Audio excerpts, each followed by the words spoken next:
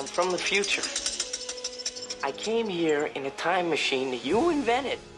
Now I need your help to get back to the year 1985. Welcome to Back to the Futures on the Hammer HQ Forward Progress YouTube channel.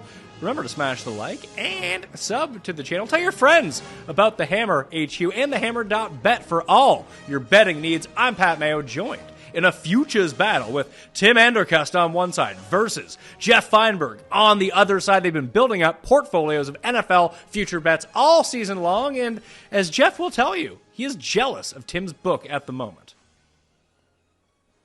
Yeah, Tim looks like he's definitely got the upper hand as we come down the stretch, and I tried to be a little aggressive the last few weeks to make a move, and well, it looked good for a brief moment. It no longer does look possible. And I just have to, as I kind of explained on our Spread Pick show on the Mayo Media Network, I have to now, I'm like a golfer. I'm still just trying to put out the best score I can. I'm like a batter in the batter's box. I'm just worried about my batting average now, trying to do what's best for the people. Trying to keep up with Tim or chase Tim down doesn't feel like it would be a prudent financial strategy for me at this juncture. How do you feel about that, Tim? Because this is usually a move that you would employ to curse your opponent and make sure that you would win. Well, I reject that analogy out of hand. I'm not trying to curse anybody. I do appreciate Jeff's candor about me at the moment having the better looking portfolio. But look, it's like when you guys bet in golf and somebody is a 25-1 favorite everywhere and you grab them at 50-1. Like, yeah, you've got a great bet, but if he misses the cut, it's still you didn't win. Like, it doesn't mean anything, right? So just because my portfolio looks really good doesn't mean it's worth much if these things don't come in for him. So it's like ace king. I have ace king in poker. Big slick's a great hand, but if it doesn't hit, you don't win. Oh, unless you're going up against that guy who tried to bluff that lady. Yes, then it you're would be right. a winner. Except in circumstances like that, but my portfolio is big slick, and I haven't hit yet, so it's just a pretty looking hand. Okay, so I forget. Should I flip the coin to see who ends up going first? Sure. All right, so we have the Pat Mayo Experience logo is going to be for Jeff. Mayo Media Network on the other side of the coin is going to be for Tim. Mayo Media Network is up first. So, Tim, your future, please, for Week 10. At 5-1, you can grab the Miami Dolphins to win the AFC East, and that is what I'm going to recommend in the portfolio. They're a half game back of the Buffalo Bills. They've beaten the Bills already. Again, it's about value. Do I think the Dolphins should be the favorite to win the division? Absolutely not. But the Dolphins are a halfback, and they can score a ton of points, which means they're never really out of a football game. Now, I get concerned about them playing in cold weather. They have 2 cold weather games all season. December 18 at Buffalo and January 1 against the Patriots. That's the extent of the cold weather games they're going to play. So that's only 2 games. Their schedules, Browns and Texans, the Chargers, the Packers, teams that they should be able to beat, that their offense should be formidable with. Tough games against San Francisco and Buffalo, but even if they split those, they're in great shape.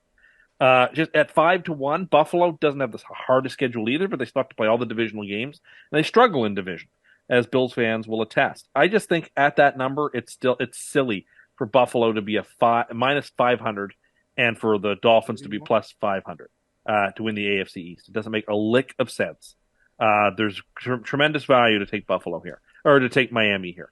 Maybe the Jets, there's value in them too, but I already have the Jets in my portfolio. I don't need to double down on them. I'd rather spread out my risk a little bit and grab a little bit of Miami here. So that's what I'm doing. Trying to curse the Dolphins, I see. So, Jeff, what about you?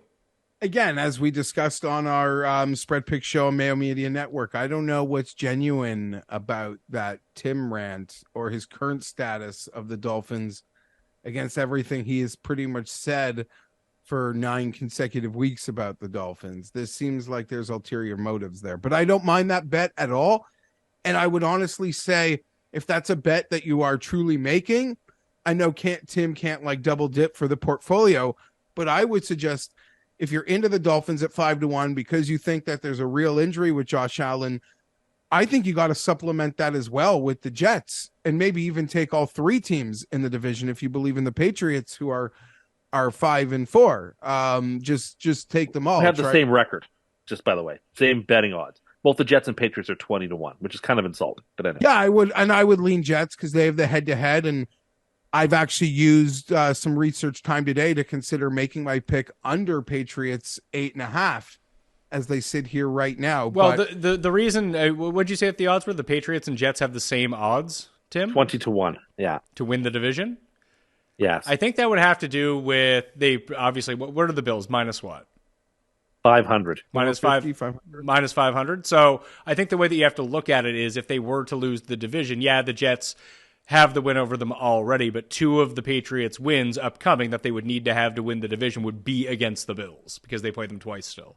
Like they would have to win both those games. I think that's why. Okay. Like that's factored into if they're going to win. Yeah, no, that makes sense. These certain things need to happen. So what is your play here, Jeff? So again, like I sort of stated, I kind of feel like I'm in quicksand and trying to dig up, catch Tim or trying to hit a big home run. I don't know. My mindset just sees some of these longer shots, and I'm already of like a defeated mindset that's not possible. I'm going to just try to do my best to just have as good of a record or unit return as possible. And I did think about picking on the Patriots at an 8.5 to the under, which is a bet that I have from the beginning of the season. But there are two different numbers here. So let me run them by you, but they're both the same. And I don't know, maybe one you'll say is too much for juice, so it doesn't count. But the Indianapolis Colts under 6.5 at minus 150 or under 6 at minus 110. What would you think is just the better bet? What was the second? What was the second one? Minus 110 for under 6, minus 150 for under 6.5. I do the under 6. Yeah, so that's where my head was thinking. Also, that's available at DraftKings.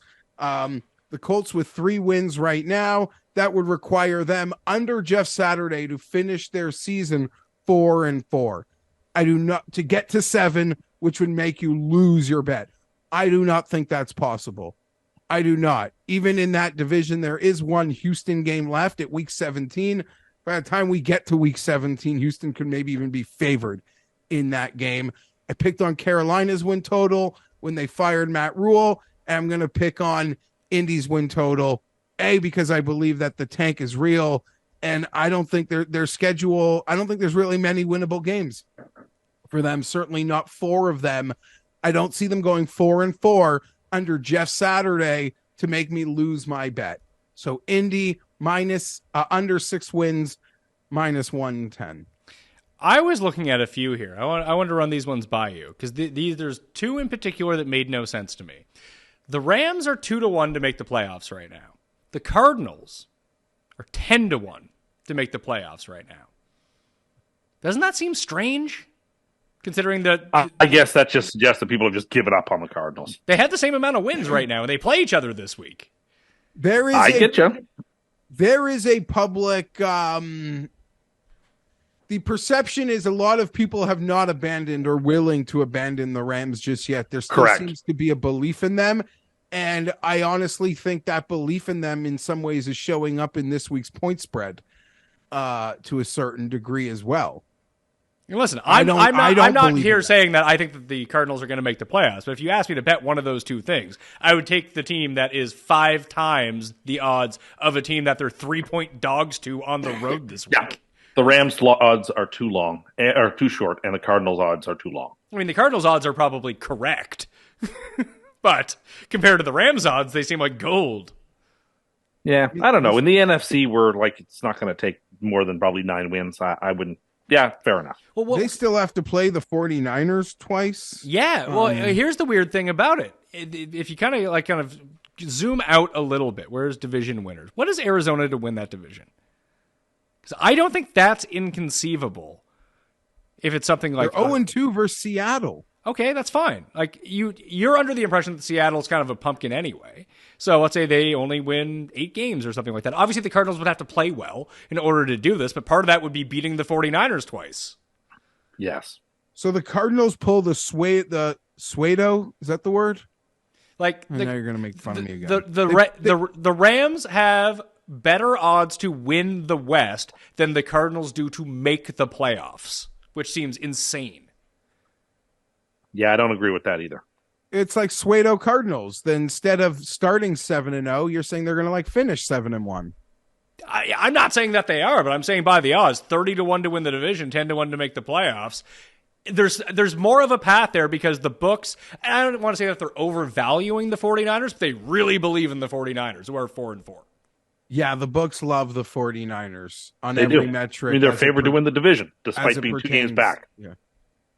Anyway, maybe that's a future for Week 11. So tune into the show then. You can do that by subbing to the Hammer HQ and the Forward Progress YouTube channel. Check it out on Spotify as well. Thanks to Jeff Fienberg. Thanks to Tim Andercuss. Reminder to go to thehammer.bet for all your sports betting needs. I'm Pat Mayo. We'll see you next week.